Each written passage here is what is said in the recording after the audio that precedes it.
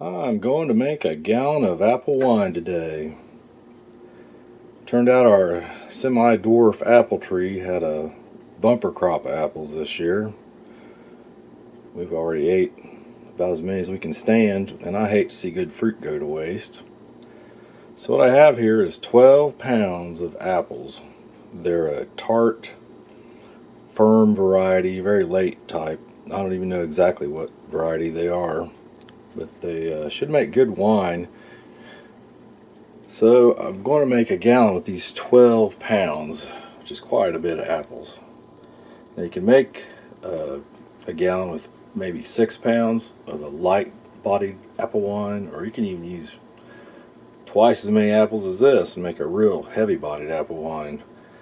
But I'm going to try to make a gallon. I know it looks like a ridiculous amount of apples.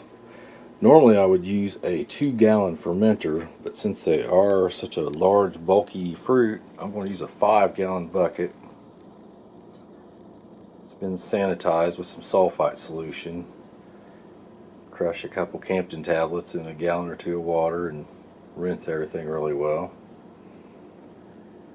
I'm going to use 2.5 quarts of water.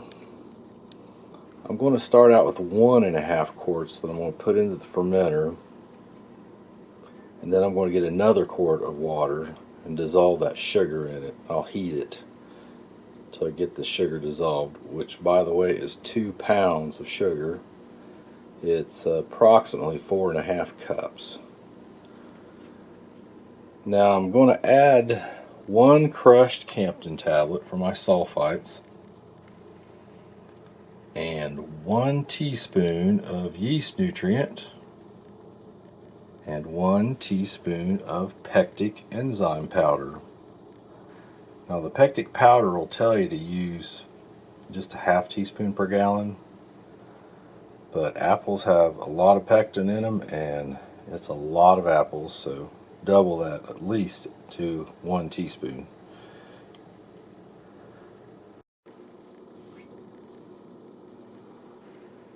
So here's 1.5 quarts of water.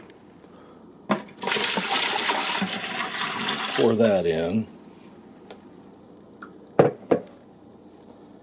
and add my 1 crushed Campton tablet for some sulfites, and my 1 teaspoon of yeast nutrient,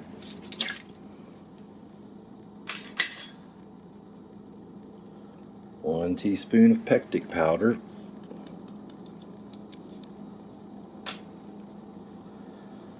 so now I just need to get my sugar dissolved in another quart of water, which I'll get here momentarily. And while that's heating and dissolving, I'm going to start slicing my apples. Now the idea is to leave the core in one piece so you don't get bunches of seeds and nasty tasting stuff out of the core. So all I have to do is just cut 4 times for most apples. Just slice off the outside and chop those pieces up and throw the cores and those pieces into the water. So I'll get started dissolving my sugar and cutting my apples. Have my sugar and water mixed together. I'm going to stick that in the microwave and heat it for, well, I don't know, 4 minutes or so. However long it takes to get it hot enough to dissolve all the sugar. And while that's going on, I'll start cutting apples. This is the way I cut my apples. I end up with a rectangular core and a bunch of small pieces. Then I just throw that all into the bucket. There is one crucial component I forgot to mention. It's this nylon mesh bag. I've sanitized that in some sulfite solution. That'll contain the fruit, and when I go to rack the wine off of it, it'll hold the fruit back, prevent clogging. So I've only got about 57 more apples to do, so I'll get them chopped up, And throw these babies in here. Throwing it all in, core and all.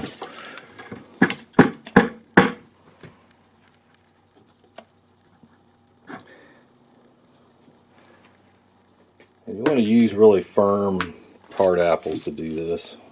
I know I mentioned these are tart and firm and all that good stuff, but the softer varieties like Red and Golden Delicious don't have quite the flavor. From what I've been told anyway, all I've ever had was tart apples to use, so I've never tried anything else. I better get started. 2 pounds of sugar are now dissolved in a quart of water. And I'm going to pour that in here. I have about half of the apples cut up, maybe a little more than half of them. I'm going to get as much liquid in here as I can, try to keep them covered up. Because there's not really enough liquid to cover that many apples. The apples need to be stirred periodically to keep them wet.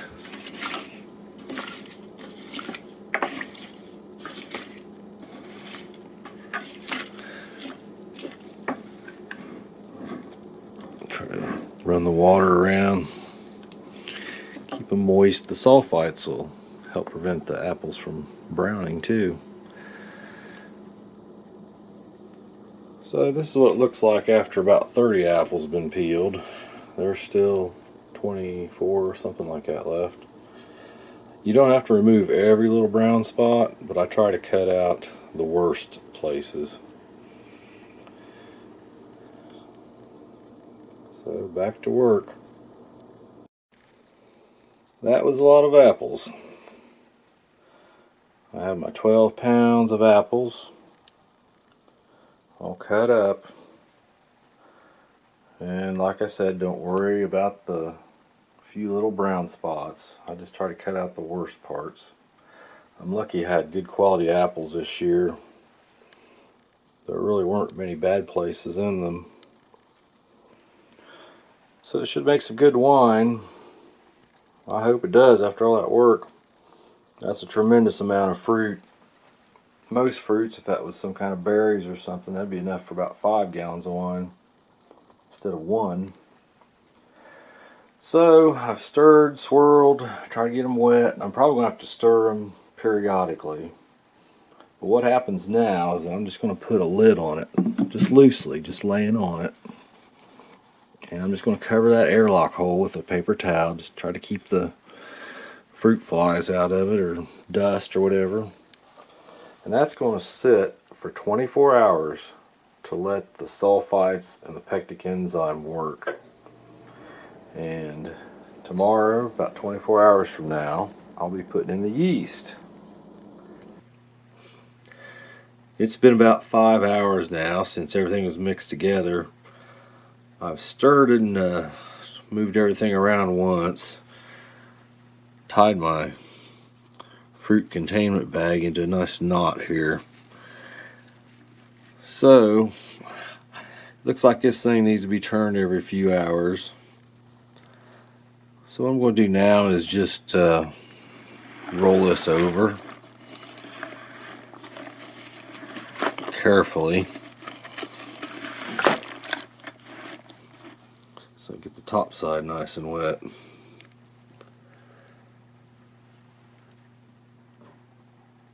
I'm just going to put the lid on and keep my airlock hole covered. And tomorrow morning, I guess I'll have to get up and stir it some more. It's the next day, about 23 hours after everything was put in the bucket. I've been turning this bag of fruit every few hours, every 2 to 4 hours, both yesterday and today. I'm about an hour away from adding yeast. There's one thing I normally do before adding yeast, and that is check the starting gravity of the wine using a hydrometer. It takes about 4 ounces of liquid, I think, to fill it. this time, since most of the sugar is in the 2.5 quarts of water I put in, you're going to get an abnormally high reading, because the other 1.5 quarts has to come from the apples to get a gallon of liquid at the end. So I didn't want to crunch up a whole bunch of apples just to get enough juice for my hydrometer.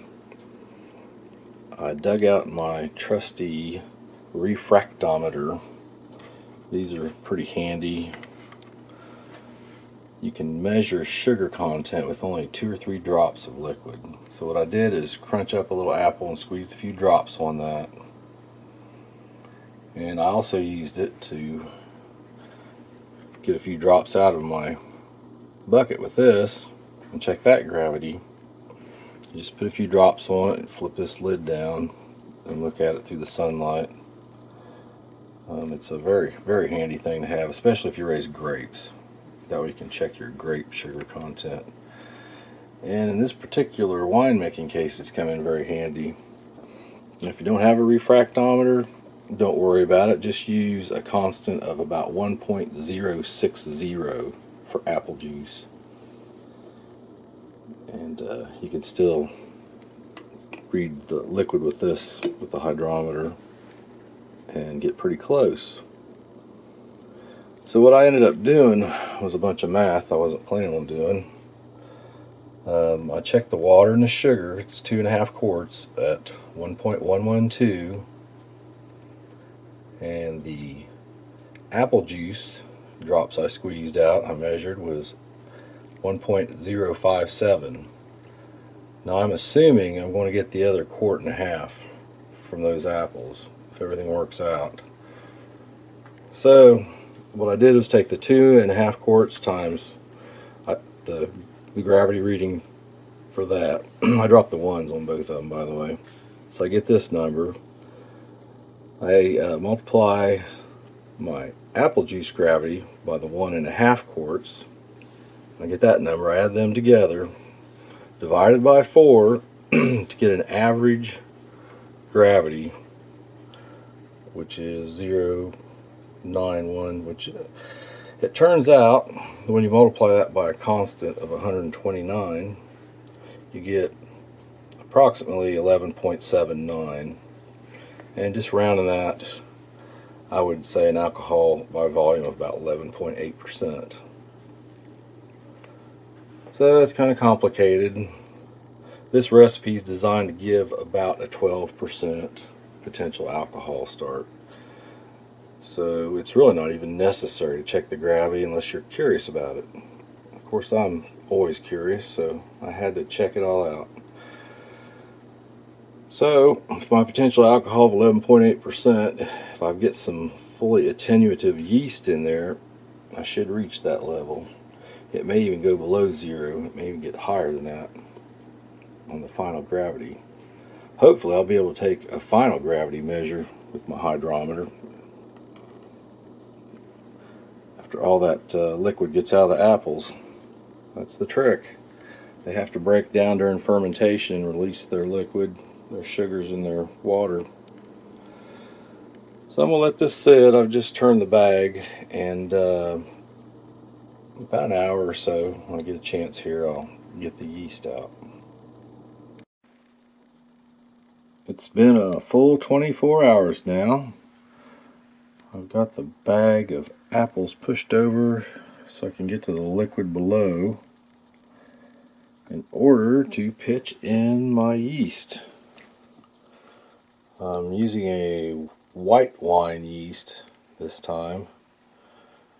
You can use any kind of wine yeast or champagne yeast. I just happen to have some of this, so I'm going to use it. It requires being rehydrated for 15 minutes in warm water.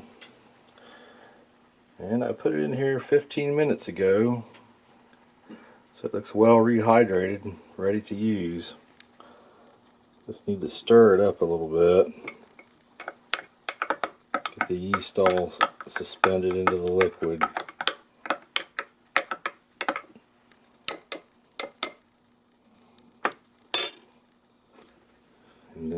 simply pour it in.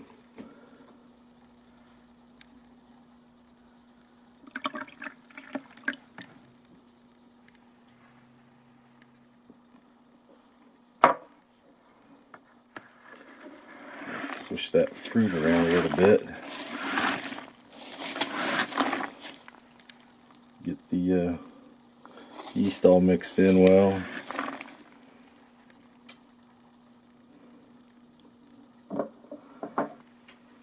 I'll probably have to rotate this a few more times in the near future, so I'm not going to fasten the lid on tightly. But here soon I need to put my airlock on, fasten the lid down, put some water in the airlock, and wait for bubbles. I'll probably wait and do that this evening after I rotate this a few more times. And I'll seal it up, water in the airlock, and hope it goes. It's been 6 hours since the yeast was added. Bubbles are coming out around one every 2 to 3 seconds. It's a pretty vigorous start to my fermentation. I rotated the fruit a couple more times, snapped on the lid. I've got the airlock full of water. It's going to ferment, and check on it tomorrow.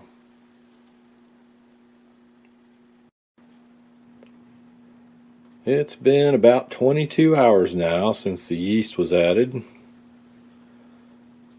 was a good strong fermentation, about 1 bubble a second.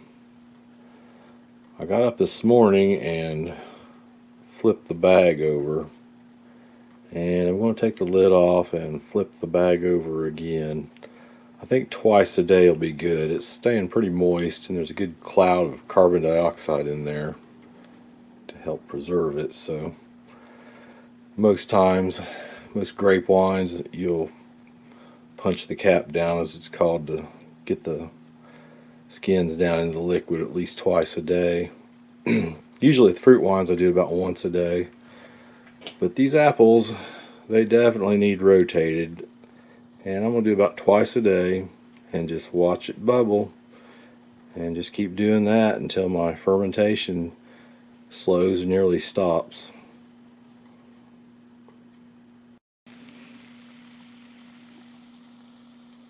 There's what it looks like and sounds like inside. You can hear lots of little bubbles. The fruit still looks nice and light colored. The sulfites preserve it early on. The carbon dioxide in there now will keep it from decaying the wrong way. You can see lots of bubbles coming up around there. Good active fermentation. I'm going to try to keep this as wet as I can. Flip it twice a day. And I really don't know how long this is going to ferment. It's a small batch, which usually makes for a shorter ferment time. But there's a lot of fruit in here, so it'll be interesting to see. It's been 3 days now since the yeast was added. Still getting about a bubble a second, but it's a little bit slower, just slightly. I've been turning the fruit bag twice a day, and the fruit's starting to get softer and fit down into the liquid better. I'm going to pull it off and turn it and take a look at it. Still bubbling quite a bit. The fruit's starting to get softer. It almost fits down into the liquid. Almost.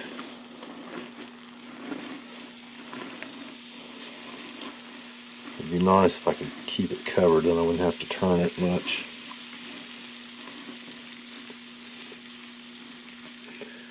It's getting down there. It's starting to get softer. The yeast is working on it. So I just need to keep an eye on it for a few more days and wait for the fermentation to slow down. I still need to turn the bag as there is still some exposed fruit, so I'll have to keep doing that twice a day. Until next time. It's been 6 days since the yeast was put in. The bubbles have completely stopped today. I only saw 1 or 2 bubbles all day yesterday, so it was pretty much finished yesterday. I flipped the fruit bag twice yesterday and gave it another day. Today I've not seen any bubbles. So the next thing to do is to get a little sample out of my spigot down here and fill up my hydrometer jar and see if it really is done fermenting. Here's what it looks like inside the bucket. The fruit has finally drifted down about to the point of the liquid, and it's gotten softer. I should mention this nylon bag is purple colored from the grapes it held in the past. They're white when you get them new. And I should also mention that hands should be thoroughly washed before sticking them in here to manipulate this stuff. So here's my hydrometer sample. My finishing gravity is approximately 0.996. I can see the 4 line just floating above the top. It started out down here at 1.091, and it's fermented all the way down below the density of water. 1.000 is water, so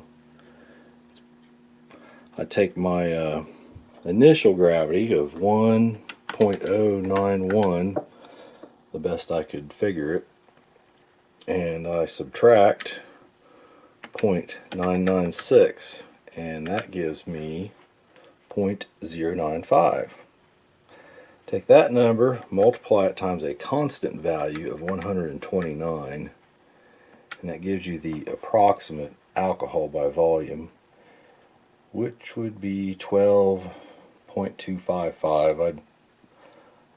On my label, I'd probably round that up to 12.3 or just leave it at 12.2. It's only approximate anyway. So it's time to rack this wine.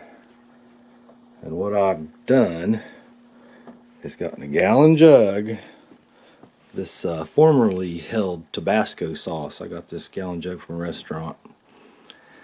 And I've got tubing, the gallon jug, and a stopper and an airlock for the gallon jug. And all this stuff has been sanitized in some sulfite solution. I also sanitized my hydrometer. So I'm going to drain this out, try to get a gallon of volume. I'm probably going to have to smash that fruit bag. I don't know. So let me see what happens here. Crank open the valve. Just enough to let it flow. If you get it flowing real fast, it'll pull stuff off the bottom. And the idea is to get as little air as possible. Very few air bubbles. The air's bad for your wine.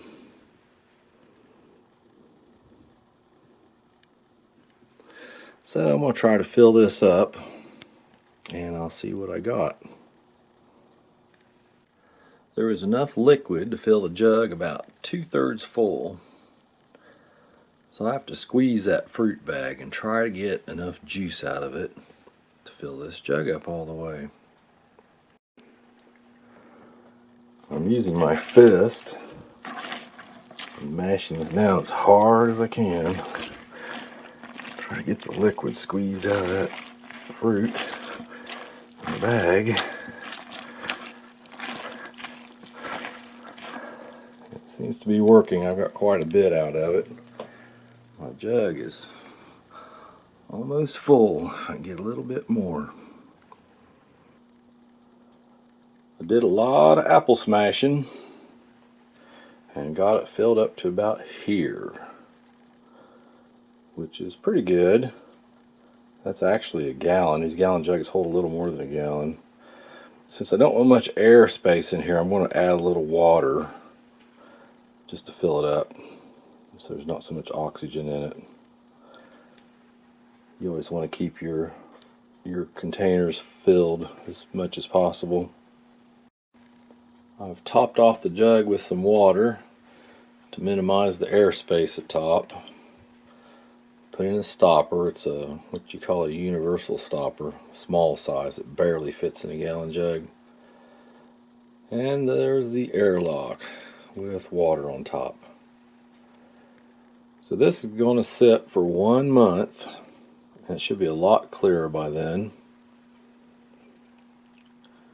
It'll probably be racked at that point and set aside for another month, and then bottled at the end of that month. That's what I'm planning on anyway. As long as the wine clears well, that should work. This is what the jug looks like a few hours after racking out of the bucket.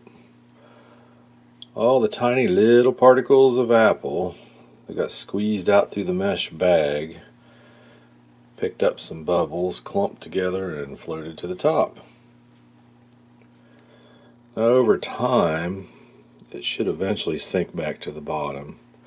It looks pretty strange right now. If a person wanted to, they could get a long, thin spoon and scoop some of that out.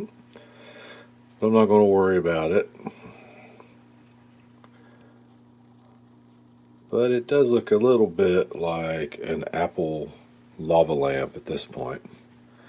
Nothing to worry about, nothing unusual. It's just another day making apple wine. Here's the apple wine after 1 month in the jug. All the solids have settled to the bottom. The liquid's starting to clear. It's fairly hazy yet. I hope that will disappear in the next month. What I'm going to do is siphon off the liquid, leave the solids behind, into another jug. I used a Campton tablet. I crushed it in about a quart of water, made some good sulfite solution, and used that to rinse and sanitize the jug, my stainless steel racking cane and tubing, and also the stopper and airlock off the jug, which I'm going to reuse. So the process for me works like this. I take the racking cane and the tubing, fill them up with water. I use filtered water out of the refrigerator. I always use filtered water in all my winemaking just to get the chlorine out of it. But what I do is fill up the tubing with water, hold my finger over the end of the tube, the racking cane up in the air, and simultaneously attempt to put the end of the tubing down into the bottom jug while sticking the racking cane into this jug. I'm going to get them filled with water and get started. Put the tubing in down low, keep it covered. Get my racking cane ready and stick them both in at the same time.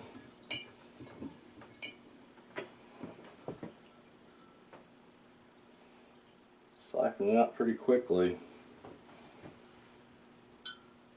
This won't take long. I have to be careful not to get the sediment off the bottom. Here's the completed racking. I had to leave a fair amount of liquid behind. I didn't want to pick up any of that solid stuff. So I didn't quite fill it up. But what I'm going to do is add some filtered water to that, just to fill it up to about the neck.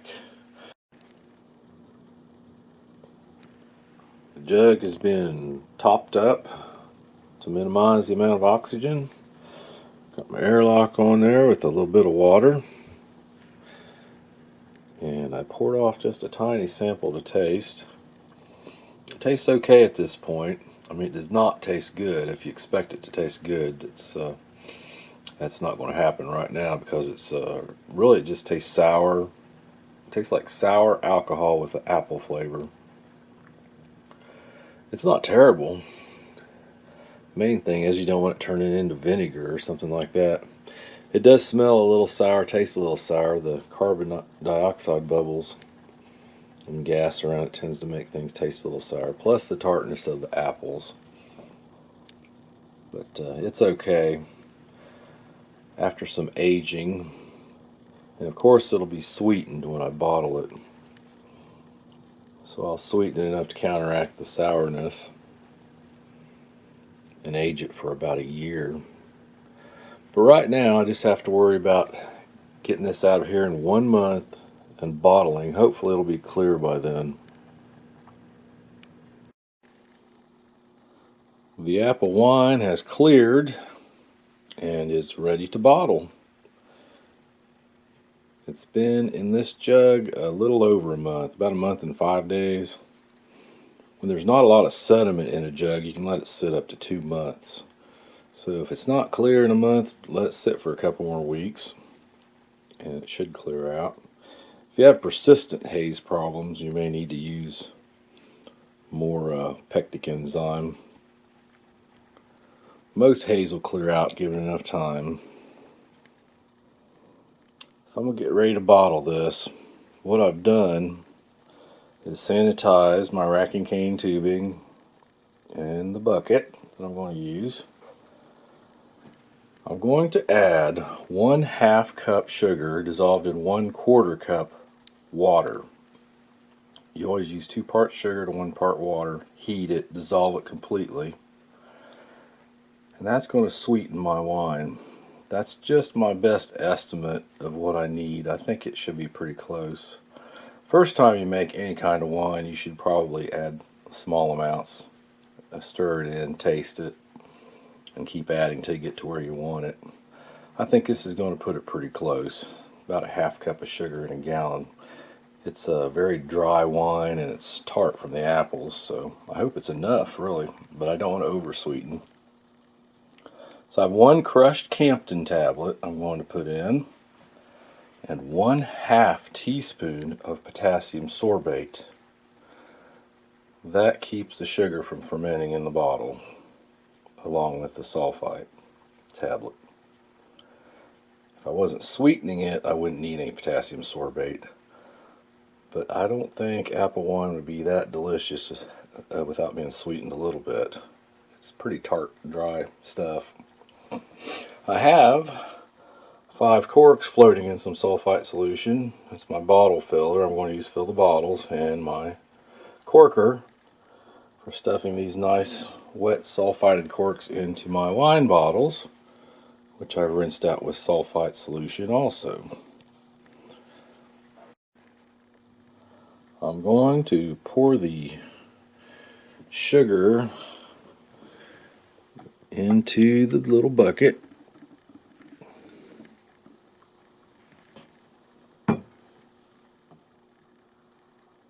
Add my 1 crushed Campden tablet.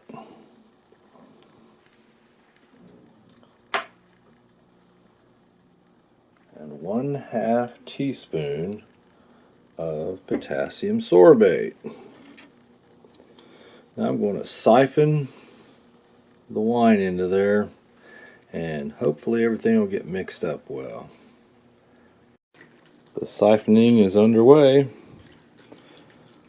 I'm going to try to keep this as clear as I can. Hopefully the wine swirling around there will dissolve most of the sulfite, sorbate, and sugar. I may need to stir it some before I actually bottle.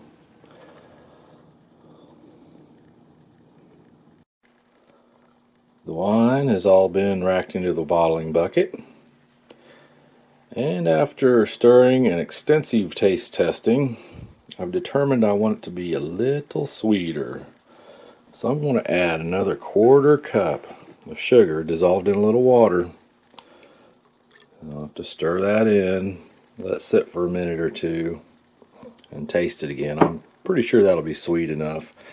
It's really alright the way it is right now. It's more on the semi-dry, but with this little bit of additional sugar, I think it'll be just about perfect. So I'm going to taste it, get my tubing and bottle filler hooked up, and fill these bottles. The wine tastes great. It's just sweet enough, has a real nice apple flavor. So I've ended up using 3/4 cup of sugar dissolved in about 3/8 of a cup of water to do my sweetening. I've got my bottle filler and my tubing hooked up, and I'm going to fill these bottles.